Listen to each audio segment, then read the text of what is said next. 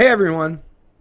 So as I was going through the CBC articles of the day and scrolled down through the page checking out different articles, I come across this one and I thought, oh, okay, well, yeah. It's going to be yet another anti-Trump article with the establishment media putting forth, presenting that narrative that he's the worst person on the planet. He's the worst leader in all of history. And he's a fascist and Nazi, a woman hater, right? Islamophobe, whatever the hell. You've heard all the negative connotations and insults they use to describe the man. And the headline definitely sounded like that's exactly and precisely what it was going to be. It says, the Trump rule of social media reporting, tweet now, verify later. So I figured, okay, so it's just going to be another article where they're saying, oh, look at all these tweets where Trump said this, but in reality, these are the facts. The fact-checking bullshit, right? But in reality, as we've probably come to learn, well, I sure have, is Trump does that stuff so that it's a misdirection kind of thing. It's like, look over here, and while you're looking over there, I'm doing something over here. But then I looked at, when I noticed the article, I read the headline, but I also noticed it said opinion. And if you're familiar with the CBC, usually opinion pieces, an opinion piece is a contributor that's not part of the CBC establishment. So I thought, well, let's give it a chance. Let's give it a minute. Let's see what they got to say here. Because it's a contributed piece. It's not part of the CBC staff. So, hey, who knows, right? Let's just read it anyways. Although I figured, hey, it probably does align with the CBC dominant narrative that's anti-Trump. But the subportion of the headline piqued my interest. Tweets that make the president look boorish go viral. Subsequent corrections usually fall flat. And I thought, ooh, wait a minute. Let's read on. Which is what we're going to do right now. Did you hear about President Donald Trump not wearing a transition headset during Italian Prime Minister Paolo Gentiloni's G7 this past May? It's likely you did. The tweet from BBC correspondent James Landell suggesting as much garnered over 22,000 retweets and was picked up by media outlets worldwide. Less likely to be seen, however, was Landell's correction that noted that Trump had, in fact, been wearing an in-ear device. It received fewer than 200 retweets. Or perhaps the one about boorish Trump intellectually dumping a box of fish food while feeding koi with Japanese Prime Minister Shinzo Abe, an incident that netted thousands of retweets for several high-profile journalists. As it turned out, Trump simply followed Prime Minister Abe's lead, as the unedited clip revealed, a correction that, again, netted fewer than 100 social media shares in some cases. Call it the Trump law of social media reporting, a rule that mandates that a fantastical, almost too good to be true breaking news tweet about the president will receive tens of thousands of retweets and viral infamy, while its subsequent correction will generate a mere handful in comparison. Needless to say, in an age of rampant mistrust of the media, journalists must be alive to the reputational harm caused by this sloppy report first, verify later style of reporting. Such careless journalism was on full display last week. Brian Ross of ABC News dropped a bombshell scoop that candidate Trump had directed former National Security Advisor Michael Flynn to make contact with Russian officials. The news sent shockwaves through newsrooms, caused chaos in the markets, and was retweeted over 26,000 times from ABC's official Twitter account. The correction, 8 hours later, that the direction came from President-elect Trump has clocked just over 3,200 tweets by comparison.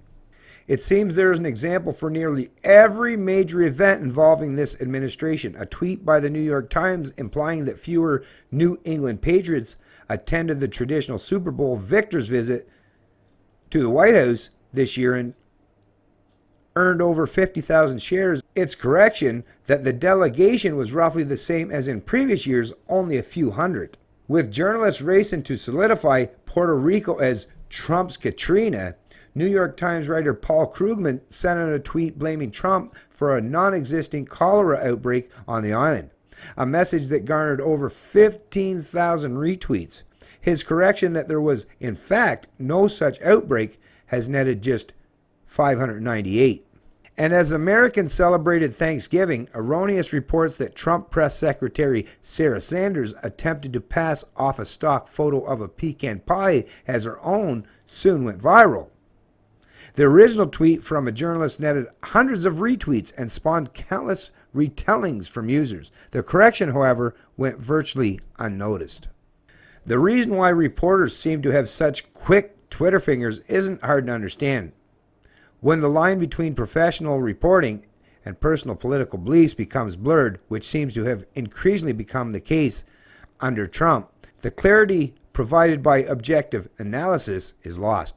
Thus, when a story comes along that fits a particular narrative, Trump the boorish clod, Trump the heartless corrupt hypocrite, Sarah Sanders the inveterate liar, a reporter's personal beliefs are immediately validated, and accordingly, the story is blasted out across social media without even a basic fact check. So, fake news, like Trump said, right? There is also perhaps a more troubling undercurrent at play than simple bias. Media outlets are under intense pressure to generate as many likes, retweets, and other social media interactions as possible.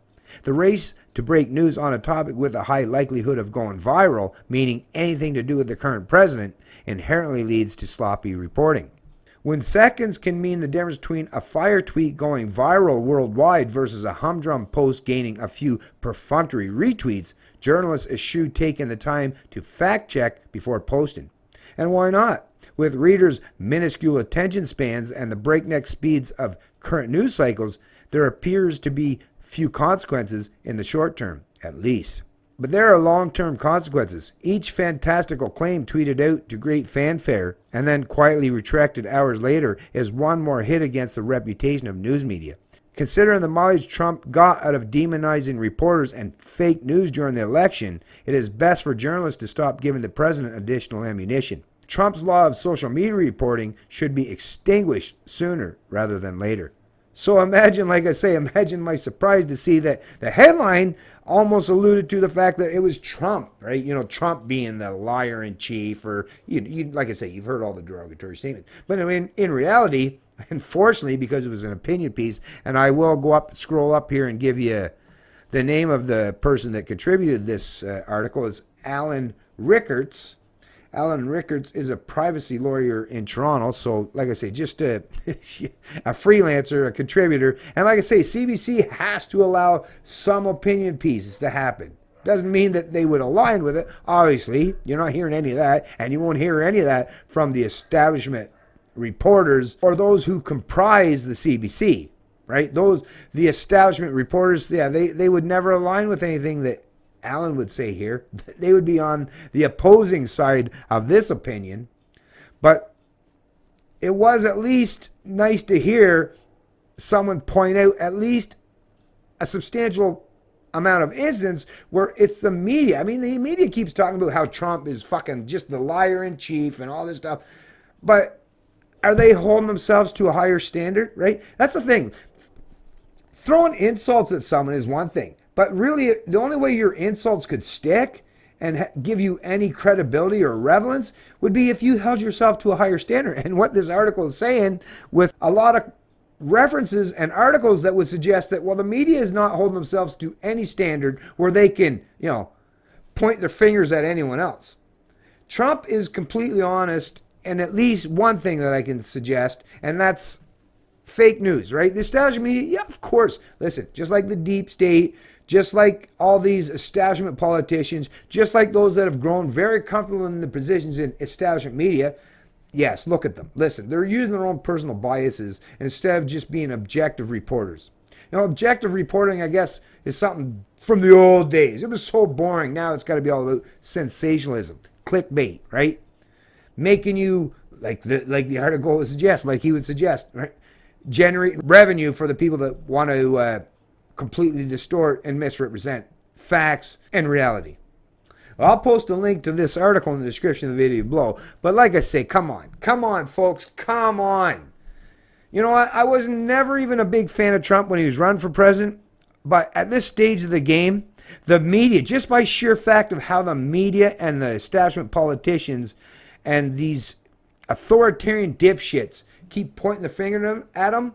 It's like as if they're telling me, maybe I should like this guy. Because I'll fucking tell you, these people, I know exactly that there's no one in the establishment media and these establishment politicians and all these central planners. I know they're not my friends, right? I know they don't have my best interest or the best interest of most people, not just in Canada, the U.S., but a lot of the Western world. They don't have our interest in mind at all when they speak the rhetoric. You know, they speak benevolent platitudes, but we know the bullshit, right? It's just a way for them to make you want to fall in line for their narrative.